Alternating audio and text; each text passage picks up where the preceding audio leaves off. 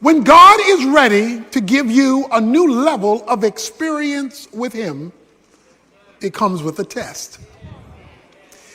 Now, the bad news of a test is that it's a test. The good news of a test is that it's preparation for a higher level. And you can really know when God is ready to really move you to the next level, because it will be a final exam. In other words, it'll be a major test. Now, we get minor tests, little pop quizzes along the way. But then everybody gets hit with that whopper. That test that seems like it'll knock you over. It's a major exam because God is ready to move you to a major level. So today we want to look at the test of faith. Abraham's final exam. The author of Hebrews tells us that it came when God asked Abraham to offer up Isaac, which took place in Genesis chapter 22. So what he talks about in Hebrews 11 actually took place in Genesis 22, this final exam. He is told to offer up Isaac, who was the promise. So here's when you know it's a major test, because you're getting ready to have a major promotion to a whole nother level.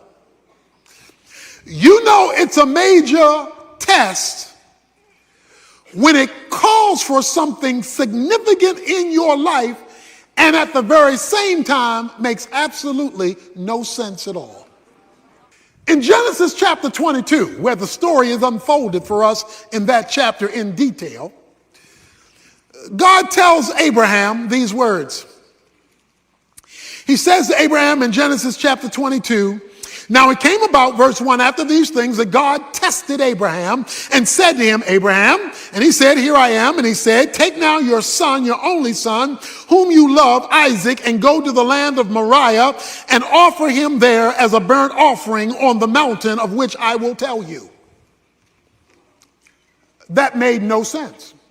How do you worship God when God is doing a number on you? How do you worship God when he has disappointed you? How do you worship God and go to the altar when you believe he has failed you? God, how do I go to church today? It says, I don't feel like worshiping today. Not in light of what you're asking of me, demanding of me, instructing me, calling me to do. Because what you are asking is too deep. But it says Abraham got up. There's another thing you need to observe. It says, get up and go to the mountain, to the place I will show you. He had to obey without all the details. I will only give you more details when I see you moving. See, one of the reasons that we do not see more details from God is he can't get us to move from where we are. Faith is measured by movement. If there is no movement, there is no faith, no matter how faith-ish you feel. So it says Abraham got up. And now the plot thickens. When he gets up, I want you to keep this verse in mind, verse 4. I'm just going to read it right now. We're going to pick it up in a minute. Verse 4 says, on the third day, Abraham raised his eyes and saw the place from a distance. Let me read verse 4 again. Verse 4 says, on the third day, Abraham raised his eyes and saw the place from a distance. Somebody say third day. On the third day, Abraham raised his eyes and saw the place from a distance. He tells the young men, the servants who help carry the load, y'all stay here. I and the lad will go up and we will worship and return to you. Oh, wait a minute now. Abe, God just told you to go kill him. Abe tells the boys, I'm going up here to worship. You boys stay here. Me and Isaac, we're going up here to worship. And when we finish our church service, me and the lad will come back. Oh, wait a minute now. God just told you to kill him. Y'all stay here.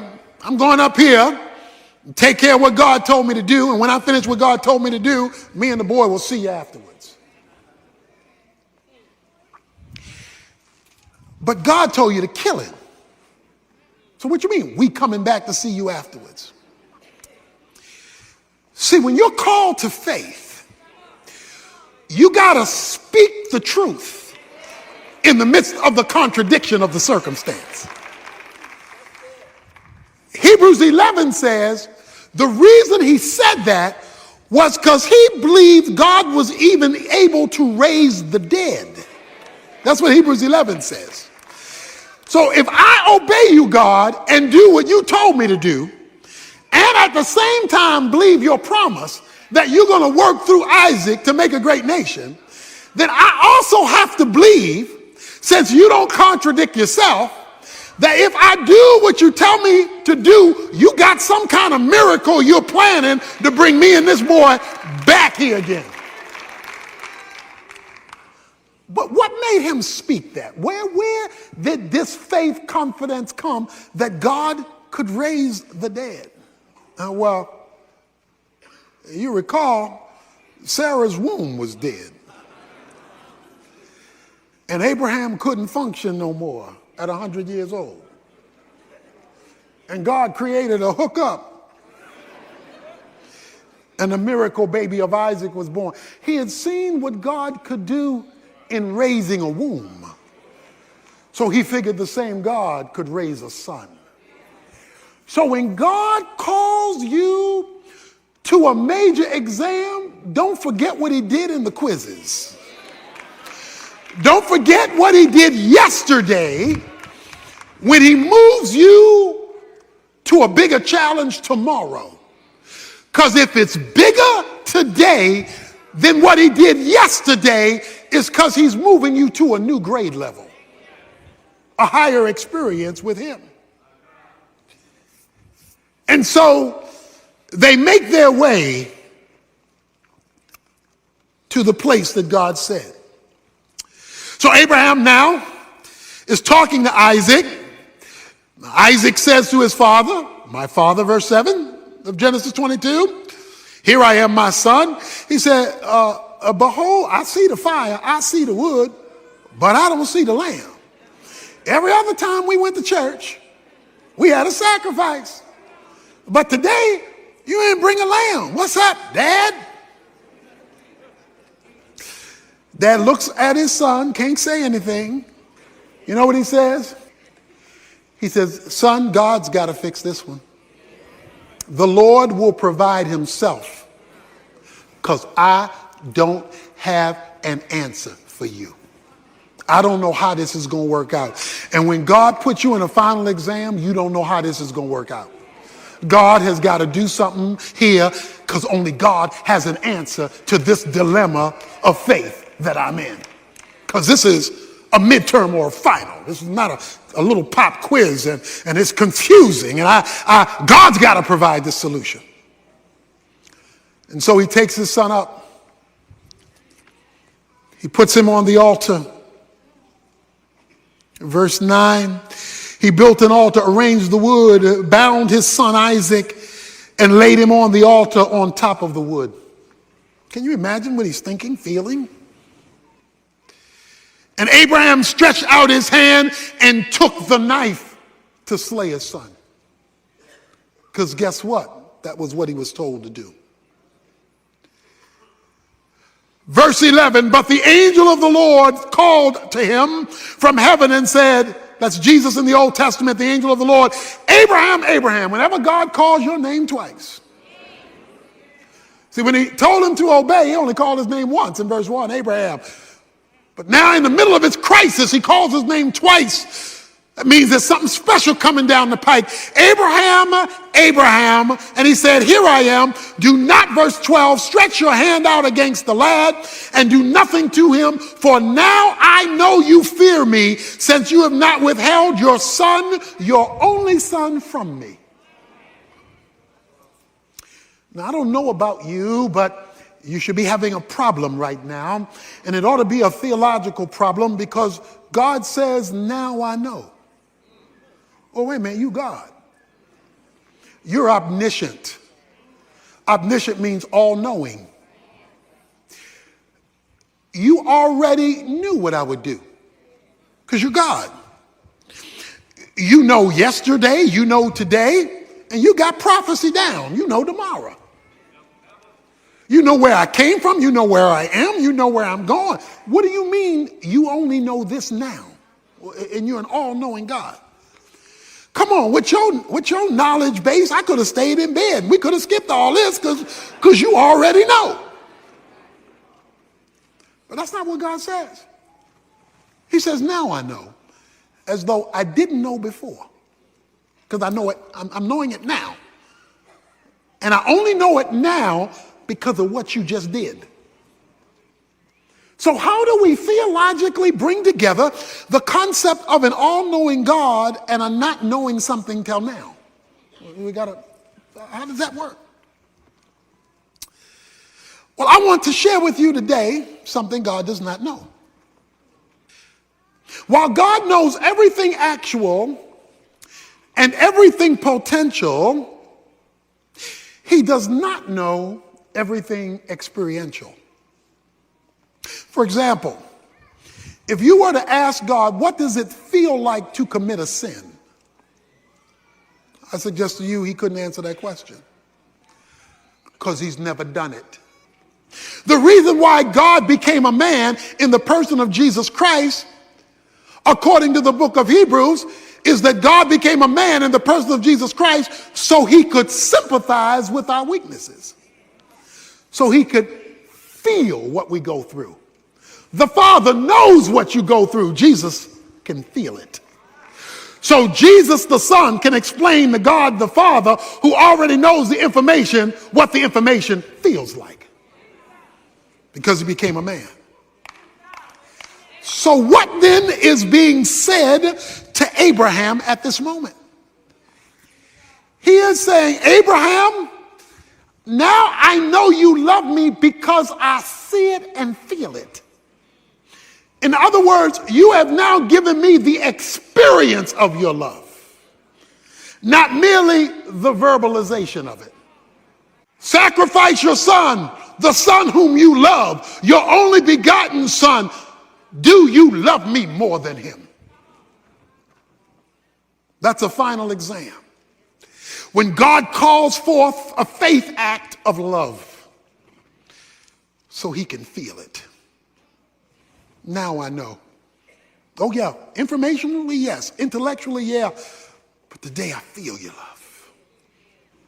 And I feel it because of your choice of me over the thing you love most in life. What is your Isaac?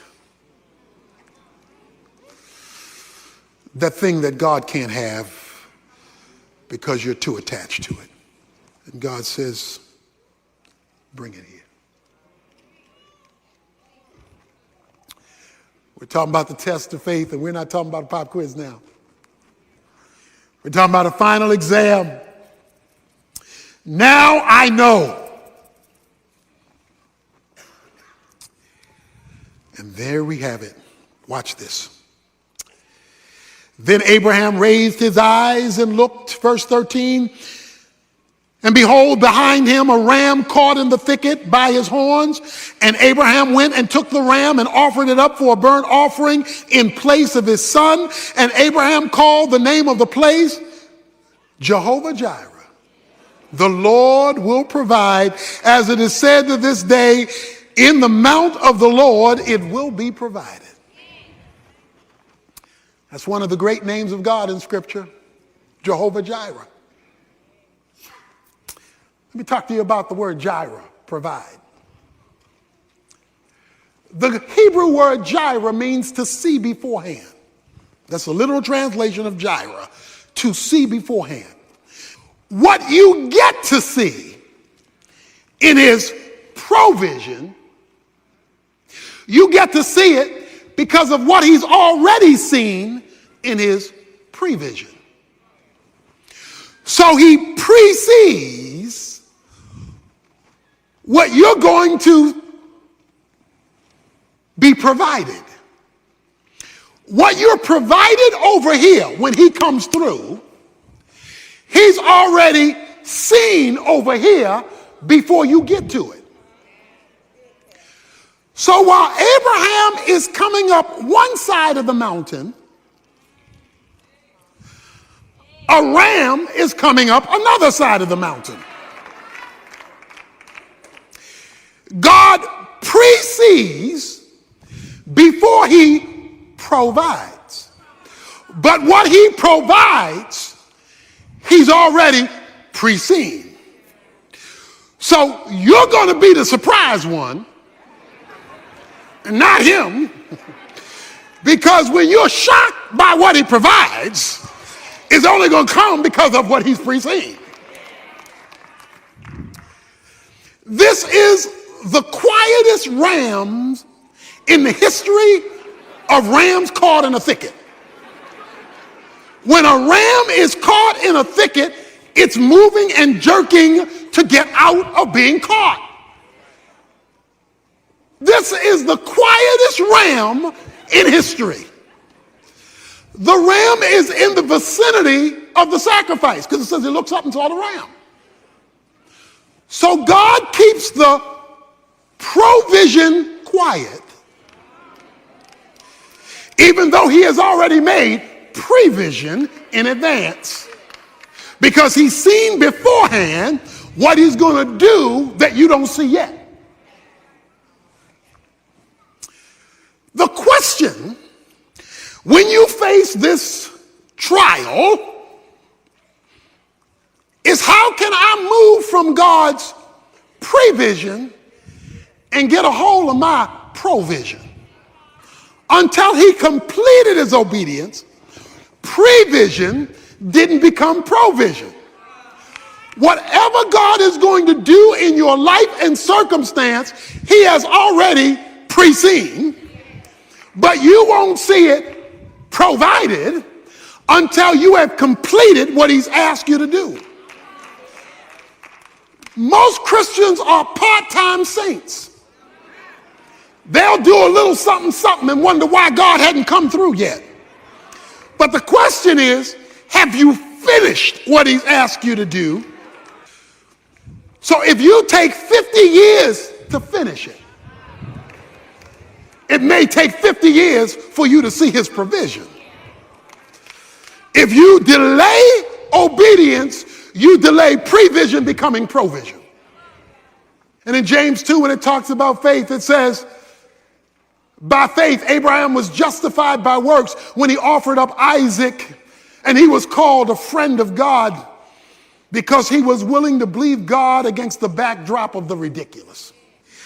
God says to him, verse 15 of Genesis 22, then the angel of the Lord called to Abraham a second time from heaven and said, by myself I have sworn, declares the Lord, because you have done this thing and have not withheld your son, your only son. Indeed, I will greatly bless you. I will greatly multiply your seed as the stars of heaven and as the sand which is on the seashore, and your seed shall possess the gate of their enemies. In your seed all the nations of the earth shall be blessed, because you have obeyed my voice. He says, Abraham, I got it now. I got it. Because you've obeyed my voice in the final, in this tough thing I've asked you to do, I got it from here. I'm going to swear by it.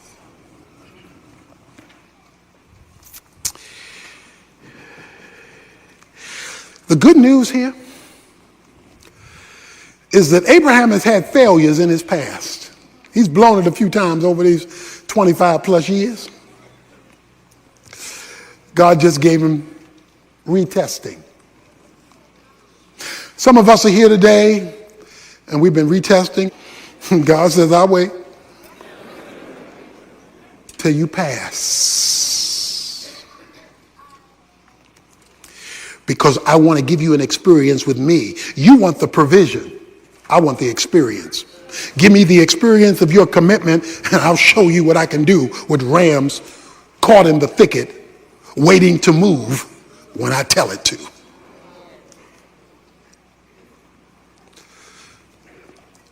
But that raises a question. On this journey of faith, you're struggling, you're walking with your Isaac, you're holding Isaac's hand. You're holding that situation by the hand and God is telling you to kill it even though you love it. And you're walking, how do you make it? How do I make it? Because I don't know when God's going to do it. I don't know how God's going to do it. I don't know how am I going to make it? Remember verse 4? It says on the third day, Abraham looked up and he saw the place. In St. John chapter 8, Jesus is talking to the Pharisees. And Jesus is telling them who he is. And Jesus is talking about the fact that he is the Son of God. And the Pharisees are looking at him like he's crazy and saying, you aren't even 50 years old, they say. You aren't even 50 years old. And you're talking about Abraham like you know him. You're not even 50 years old. What are you talking about Abraham? And Jesus said, before Abraham was, I am. That's the Old Testament name for God. Moses said, who shall I tell you sent me? He said, you tell him I am sent you. That's the name for Yahweh. So Jesus says, before Abraham was, I was God. Okay? In fact, Jesus goes on to say, in the last few verses of John chapter 8, he says, watch this, Abraham saw my day and was glad.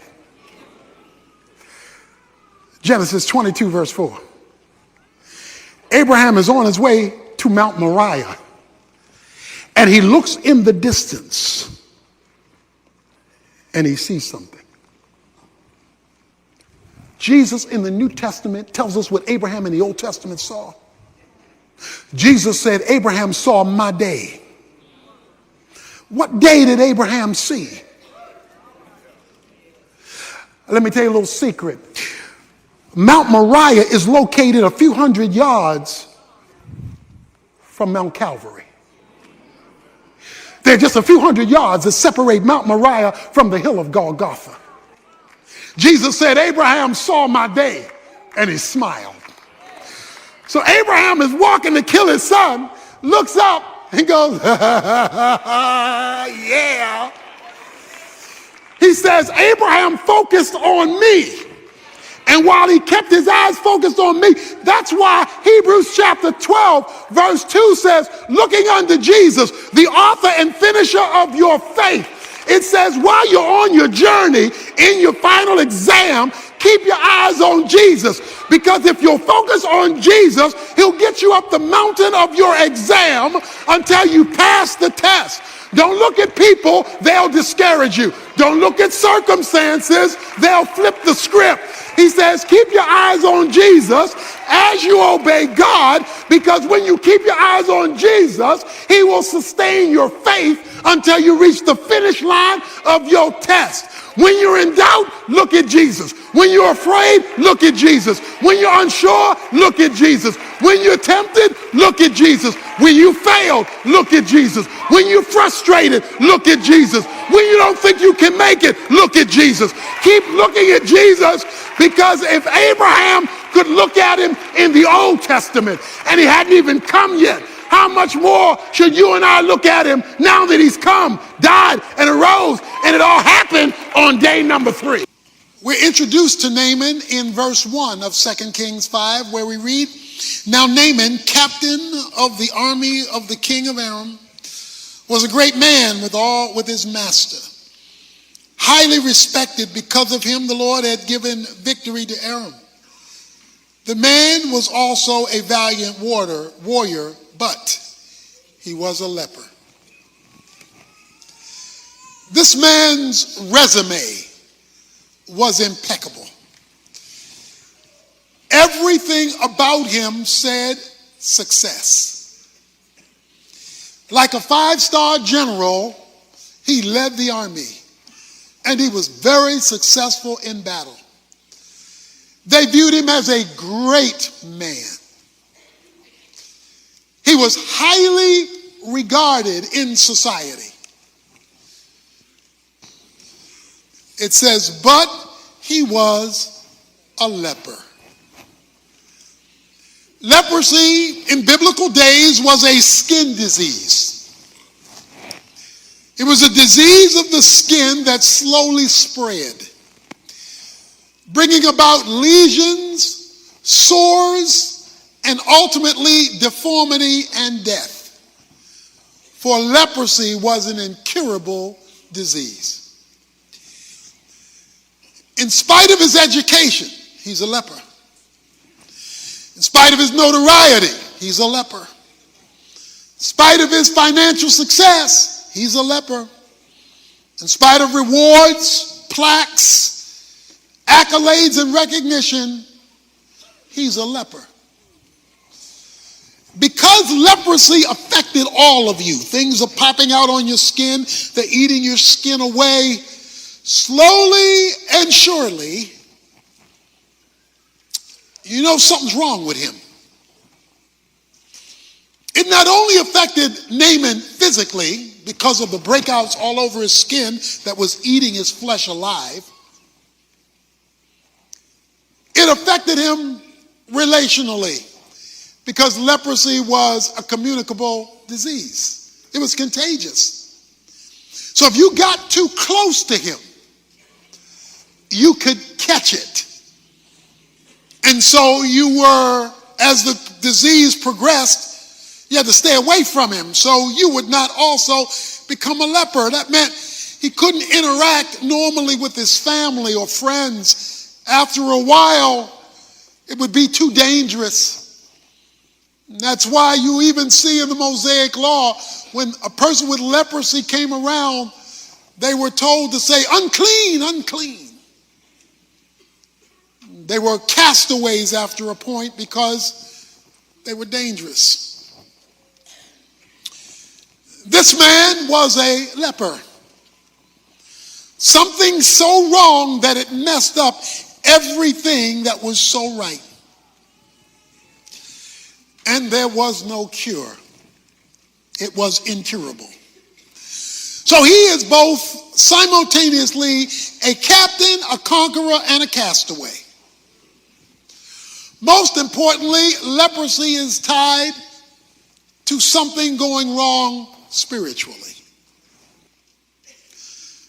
This man, with everything right, has one thing wrong, messing up all that is right. What is your leprosy? What is that one thing in your life that is messing up all the good stuff going for you?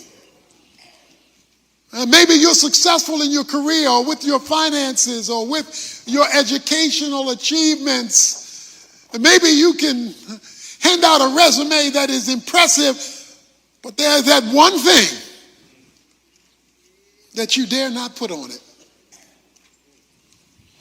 Because it's just messing you up. It's keeping you up at night. You cannot function like you should be able to function because there is this leprosy, this incurable situation you can't fix.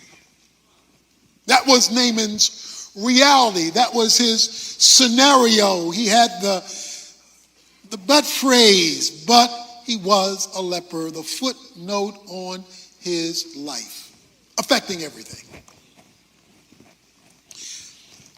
Well, we're told in verse 2 that in one of his battles, he captured a little slave girl. The slave girl from Israel went to Naaman's wife, her mistress, verse 3, and says, I wish that my master were with the prophet who is in Samaria, then he would cure him of his leprosy. She told Naaman's wife, if we could get your husband, my boss, down to Israel to the prophet Elisha, I believe Elisha could change his leprosy situation. She was a little girl. She was a nobody in terms of her position in life and her age in life, but she knew somebody. She had a hookup and a connection that could change this man's world and this man's life.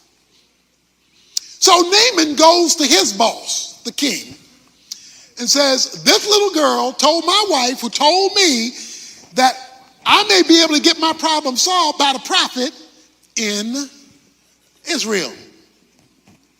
So the king, watch this, the king of Aram, verse 5 says, go now, and I'm going to send a letter to the king of Israel. He departed, he took with him 10 talents of silver, 6,000 shekels of gold, 10 changes of clothes, brought them to the king of Israel. And he says, I've sent Naaman my servant, verse 6, to you, that you may cure him of his leprosy. Well, wait a minute. That's not what the little girl said. The little girl said, there's a prophet in Israel that can cure his leprosy.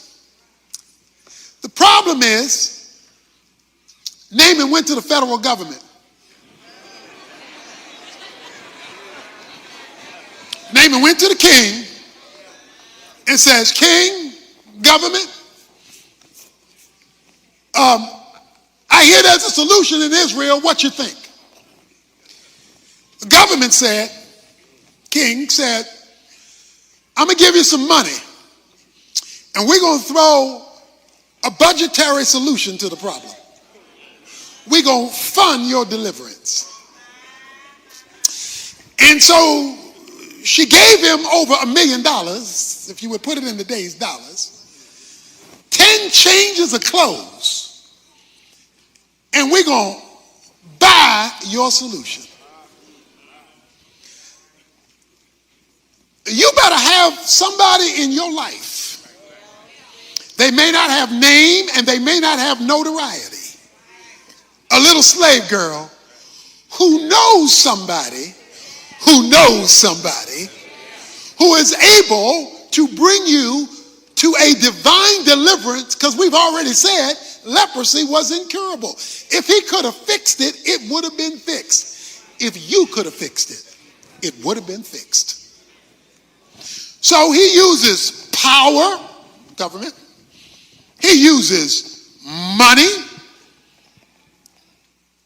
to solve the problem. So the king sends to the king of Israel and tells the king of Israel, I'm paying you off to fix my captain's problem.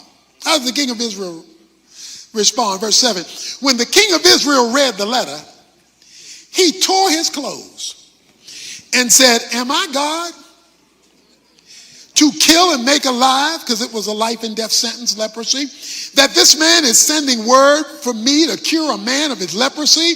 But consider now and see how he is seeking a quarrel against me. While Elijah hears about the king tearing his clothes, because Naaman went to the king at the instruction of his master, because his master is listening or has the wrong approach.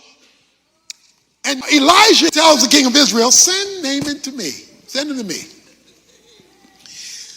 Okay, so now it's going to get gooder. I mean, it's real good. Verse 9, so Naaman came with his horses and his chariots and stood at the house of Elisha. He knocks on Elisha's door.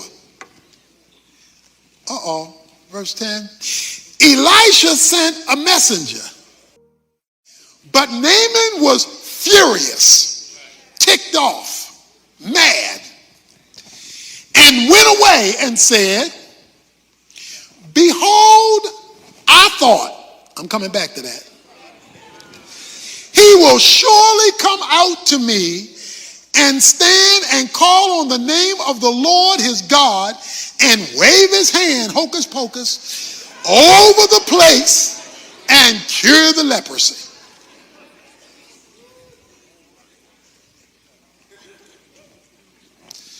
The end of verse verse 12 says, he went away in a rage. Because he said, are not Abana and Pharpar, the rivers of Damascus, better than the waters of Israel? Could I not wash in them and be clean? Turned away, ticked off. I am not just Naaman, I'm Captain Naaman. Elijah, you don't know who you're dealing with here. So, he says, there are two rivers in Damascus. Verse 12. They got these two rivers in Damascus, and they got clean water. Wait a minute, Naaman, let's get something straight. Didn't you come here because you dirty? I mean, you got all this pus coming out your skin. You got all these sores on under the skin. You came here because you dirty. So watch this. The reason why Naaman had issues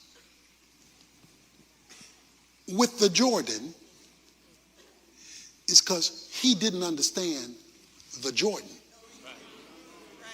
See, for him, it was a dirty river. But for Elisha, it was the place where God did miracles. It was Joshua with the priest stepping in the Jordan that let the folk flow over on dry land. It was Elijah and Elisha at the Jordan where miracles took place. If he only understood the Jordan, then he would have seen more than mud and more than dirt. He would have seen that's the place where God shows off. But see, if you don't know where God shows up, you're going to bring your education. You're going to bring what your professors say and think. You're going to bring what the world's perspective is. Well, if it was that good, you wouldn't be incurable. It would have been dealt with a long time ago. Yeah, God lets us be in situations that no man can fix, so that you got to deal with him on his terms. So his servant comes to him and says, verse 13, my father, had the prophet told you to do some great thing, give him another million, give him this, give him that, would you not have done it? How much more than when he says, go wash and be clean? If he'd have given you something hard, you'd have gladly gone and done it. He'd give you something easy, and now you're going to fuss and cuss and get mad at the prophet. So, verse 14, he went down and dipped himself 7 times in the Jordan. Watch this, according to the word of the man of God. And his flesh was restored like the flesh of a little child. And he was clean. Don't let your dignity keep you from solving your problem. Until obedience has been completed, you cannot expect a supernatural incursion into your circumstances to calm it, correct it, and reverse it to whatever level the sovereign will of God will allow for.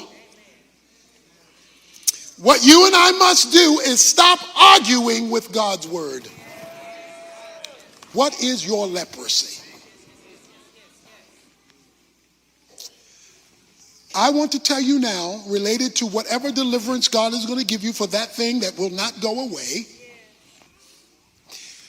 that until you adopt, we adopt radical obedience. That's obedience to the end.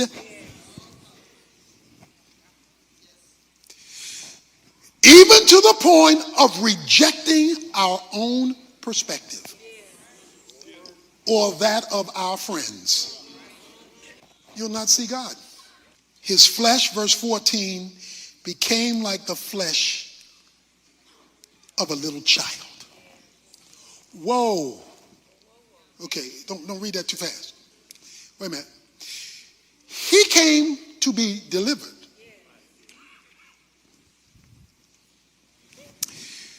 He came up the 7th time. Not only was he delivered, but God took him all the way back to babyhood. He got delivered and restored. God reversed that thing. It took him, this is a grown man, and it took him to the day he came out of his mother's womb as a child or an infant. God is so powerful. Not only can he cure what's been a problem for years, he can take you back before it was a problem at all. That's called exceedingly abundantly above all you can ask or think. It says, he's saying, heal me. God says, I'm going to make you like a little baby. He was healed physically, but he was also healed spiritually. How do I know that? The middle of verse 15, because he says, but now I know there is no God in all the earth but in Israel. Oh, now I know. Okay, my man had changed his statement. A few verses earlier, he said, I hope that his God would deliver me. But now, Elijah's God has become Naaman's God. Why does God leave you in an incurable situation? Leave me in an incurable situation? Leave us in an incurable situation so we can get around to finding out who God really is. He doesn't just want to be your buddy. He just doesn't want to be just another guy. He wants to show you when he shows out and shows off, he's in a class all by himself. Now I know that there is no other God except the God of Israel. Verse 17, if not, please let your servant at least be given 2 mules load of earth. For your servant will no longer offer burnt offerings, nor will he sacrifice to other gods, but to the Lord. Oh. He said, watch this. The dirt I didn't want to go down in, Jordan, I want 2 loads of it and 2 mules. Because I'm carrying this dirt back with me. Because on this dirt, I'm going to build me an altar so I can worship the only true God. I'm taking my blessing with me. Everywhere I go, I'm going to make a pile of dirt. I'm going to set up my altar and I'm going to worship God. Because guess what? When God delivers you like this, when he takes away your leprosy, when he reverses something that's been messing with you for days, months, years, and decades, and you come to see this is no joke. God is no joke. He can meet you in your deepest hole, reverse you back to a baby status. You're going to want that God every place else you go. So if you got a leprosy situation, something that won't go away. And there's another verse I want to mention in closing.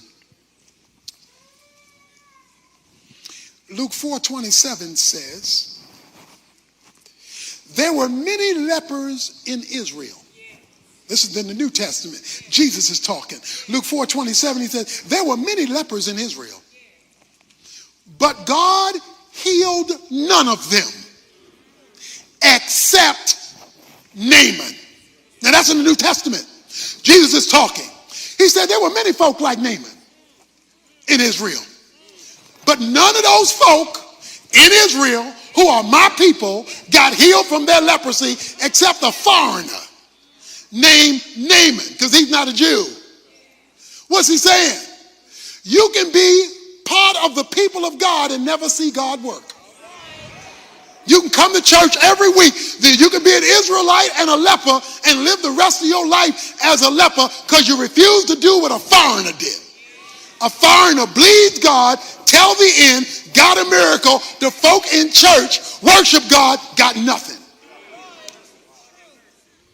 because of their unbelief.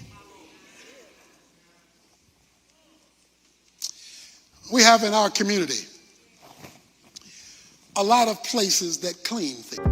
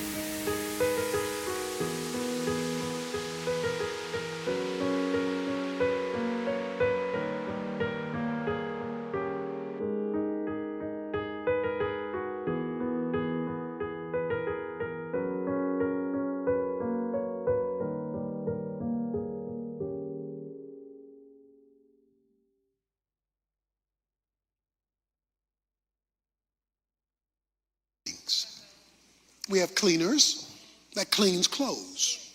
We have car washes. It cleans cars. We've got hair salon. It cleans messed up hair. We've got nail salons. It cleans messed up nails and cuticles. You come out different than you went in. Now, the reason why you come out different than when you went in is when you went in, you did exactly what they asked you to do.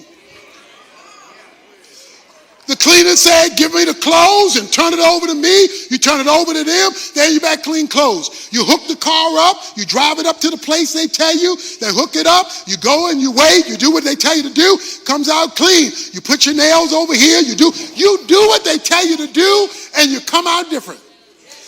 But in the church, folk come into the church dirty, hear from God what to do, and leave the same way they came in because they refused to do what the instruction manual demanded. So if you want to see God in your situation, you're going to have to put down your pride, put down your notoriety. In the kingdom of God, you got...